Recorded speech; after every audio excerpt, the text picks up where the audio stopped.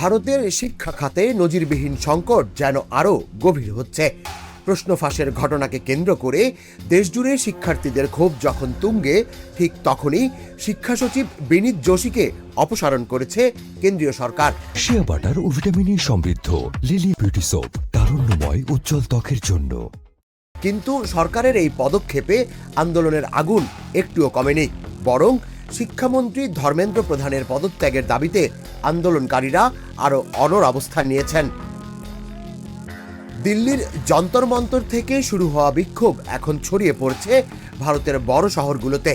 মুম্বাই, কলকাতা, বেঙ্গালুরু ও চেন্নাই সবখানেই রাজপথে নেমেছেন শিক্ষার্থী, অধিকার কর্মী ও সাধারণ মানুষ। শুক্রবার দেশজুড়ে শান্তিপূর্ণ কর্মসূচির ঘোষণা দিয়েছে আন্দোলনকারী সংগঠন ককরোচ জনতা পার্টি সিজেপি। এরই মধ্যে মুম্বাইয়ের দাদারে পুলিশের গাড়ির সামনে এক নারী আন্দোলনকারীর দাঁড়িয়ে থাকার ছবি সামাজিক যোগাযোগ মাধ্যমে ভাইরাল হয়েছে। পরিস্থিতি নিয়ন্ত্রণে 6 আগস্ট পর্যন্ত 5 জনের বেশি মানুষের জমায়েত নিষিদ্ধ করেছে প্রশাসন। তবুও থামেনি বিক্ষোভ।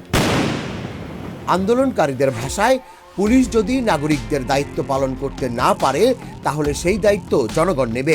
শিক্ষার্থীদের সঙ্গে যা হয়েছে তার জবাবদিহি করতেই হবে। অন্যদিকে কেন্দ্রীয় মন্ত্রী জিতেন্দ্র সিং দাবি করেছেন, সরকারের পক্ষ থেকে 4 বার আলোচনার উদ্যোগ নেওয়া হলেও আন্দোলনকারীরা সাড়া দেয়নি।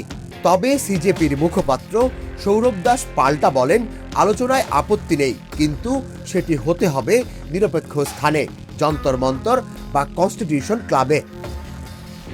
এদিকে প্রধানমন্ত্রী নরেন্দ্র মোদী প্রথমবারের মতো প্রশ্ন ফাঁসের ঘটনায় কঠোর অবস্থানের ঘোষণা দিয়ে দ্রুত বিচার আদালত গঠন এবং জড়িতদের কঠোর শাস্তির আশ্বাস দিয়েছেন। কিন্তু আন্দোলনকারীদের মতে শুধু আশ্বাস নয়, শিক্ষামন্ত্রীর পদত্যাগই এখন তাদের প্রধান দাবি। কংগ্রেস নেতা রাহুল গান্ধীও আন্দোলনকারীদের প্রতি সমর্থন জানিয়ে অভিযোগ করেন, দেশের শিক্ষা ব্যবস্থা ধ্বংসের দায় মোদী সরকারের।